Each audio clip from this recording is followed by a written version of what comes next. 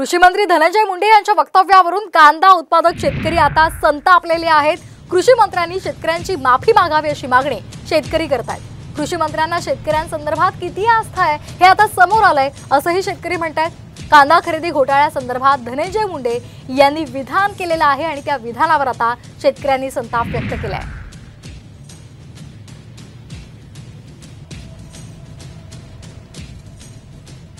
शेतकऱ्यांचं सरकार आहे आणि प्रत्यक्ष शेतकऱ्यांची इथं लूट होत आहे, उघड्या डोळ्यांनी आपण बघत आहे।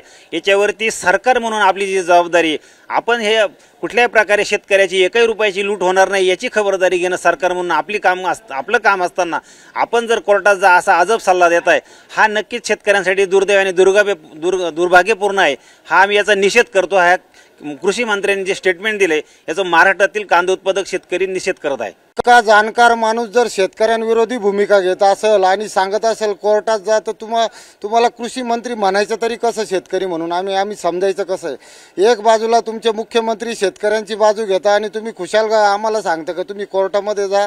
तर कृषी मंत्र्याच्या या शब्दाचा आम्ही निश्चित शेतकरी म्हणून निषेध करतो आणि त्या शेतकऱ्यांची याबाबत त्यांनी माफी मागितली पाहिजे का तुम्ही कोर्टात जा आम्हाला सांगताच कसं?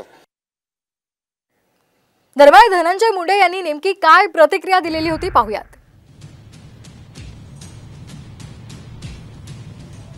पडले तुम्हीच दोष देता।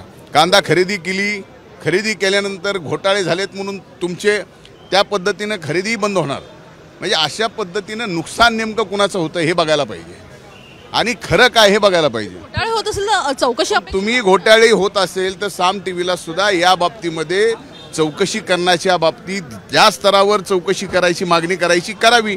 आपण माध्यम आहात, आपण लोकशाहीचं चौथा स्तंभ आहात आणि याच्यावर थांबत नसेल तर आपण त्या बाबतीत कोर्टात जाणार।